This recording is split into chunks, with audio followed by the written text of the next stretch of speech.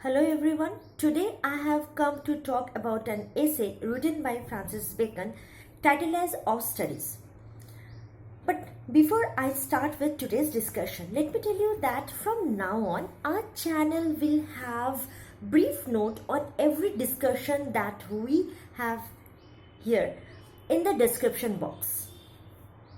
So coming to the essay, this essay is first published in 1597 and again it was republished in 1612 with addition of more ideas, more sentences and enhanced vocabulary.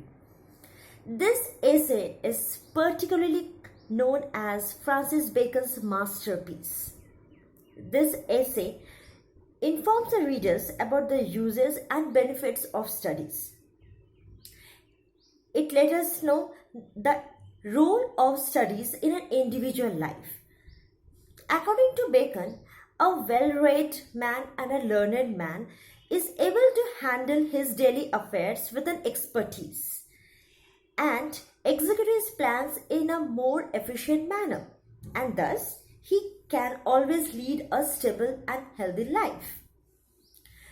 So coming to the essay, if you just look at the essay, there are 5 to 6 important sentences which sum up the entire essay.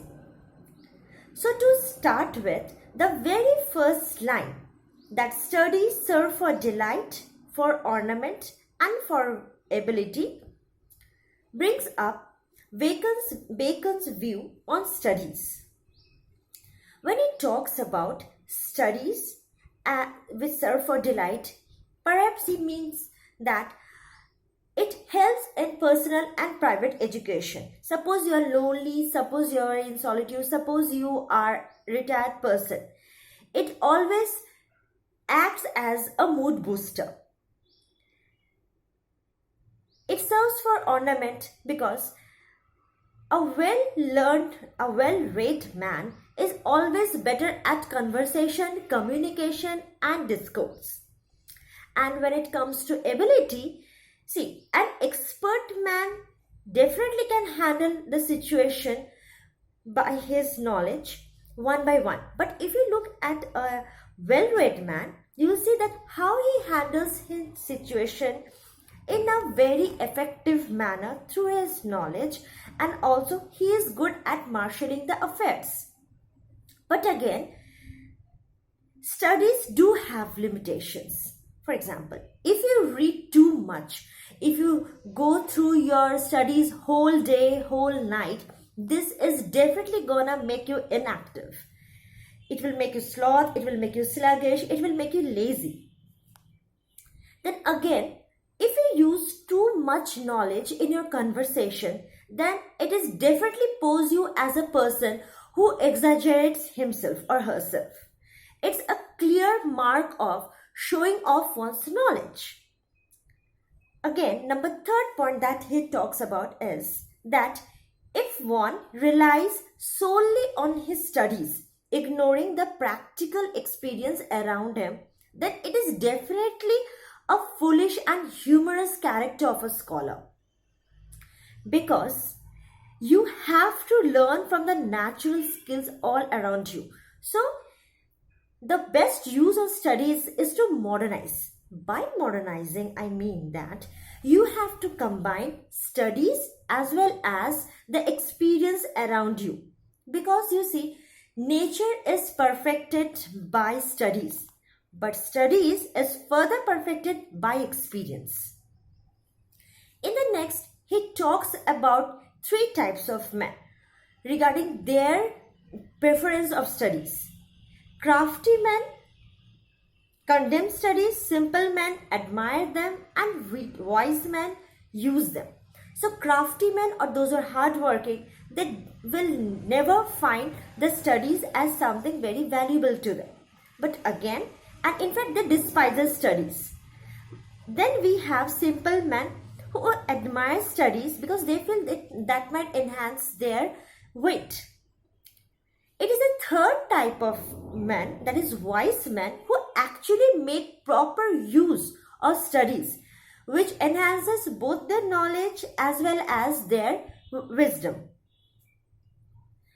However, you cannot use studies just to confront others. You cannot just rely on words and use your studies only to make a point in a discussion. That is, you cannot just go into some unnecessary argument which is completely irrelevant to your discussion. What you should do, you should weigh them, value them, and use them in an appropriate manner. In the next, he talks about 3 types of books. That is, some books are to be tested, some are to be swallowed, and some are to be chewed and digested. By this, he means that some books are to be tested. That means there are certain books which are not supposed to be read completely. They can be read in parts because they can be used in certain places of your life. So instead of going through the entire book, you can just go through the important points of the book. In the next, he talks about the kind of books that should be swallowed. That is, that you can read those books only out of curiosity but will have no use in your practical life. The next, he talks about the books which are to be chewed and digested. That is, these are kind of books which should be read in an attentive manner and with diligence, so that they are clearly understood and properly interpreted. These books should be read line by line, words by word, and pages by pages, so that the treasure which is within the book can be well exploited by the reader. In the next section, he talks about the consequences of reading, writing, and conversation.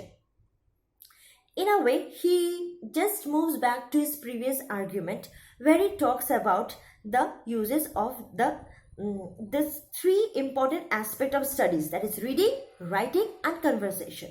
For he thinks that reading maketh a full man, conference a ready man, and writing an exact man. So when it comes to reading, it makes an all-rounder man. That is, through his reading, he is able to not only enhance his knowledge, but intensify his sense of wit as well. When it comes to conference, it definitely makes a person sharp and fast thinker who is able to take any decision at any point in a very effective manner. Next, he comes to the fact that writing makes an exact man. Yes, writing is something which makes a man more innovative. He is able to come up with new ideas, and definitely it will enhance his comprehensive skills as well. But what if you do not do all these things, all these 3 process, that is reading, writing, and conversation, in a proper manner? That is, in that case, if you do not read well, or if you read very little, then you have to pretend that you know more than you are supposed to know in order to hide your nature of reading less. If you are not writing in an adequate manner, if you're writing very little, in that case you should have a sharp memory so that all your wit and learned things are preserved properly. And if you are not conversing, or that is, if you are talking very little, then you should definitely possess a very sharp wit so that it will treasure the way of conversing, or it will treasure the way you discourse. In the next, he talks about various subjects. That is, he talks about that history maketh a wise man, poets witty, mathematics subtle, natural philosophy deep, moral grave, reason and logic able to contain. By this he means that in terms of history. The history of the ancients are very useful to the future generations because it makes them witty as well as more wise. When it comes to mathematics, the laws of the ancients make you intellectually clever, subtle in nature. When it comes to philosophy, it definitely has deeper meanings which will enrich your meaning towards the life. And when it comes to logic and reason, it will definitely make you able to counteract others or make point in your argument. Then in the next section, when he moves towards the last part of the essay, he tries to point out that just like a physical illness has treatment, in the similar manner, a mental illness too can be overcome by fit studies. A dull mind will definitely become sharp if you study in an appropriate manner. He talks about that just like bowling is good for your stones and rain, shooting is good for lungs and breast, gentle walk is for the stomach, and riding for the head. In the same manner, mathematics improves your focus. That is, if you're unable to be more attentive, then mathematics will definitely help you to demonstrate things in a very rational ways.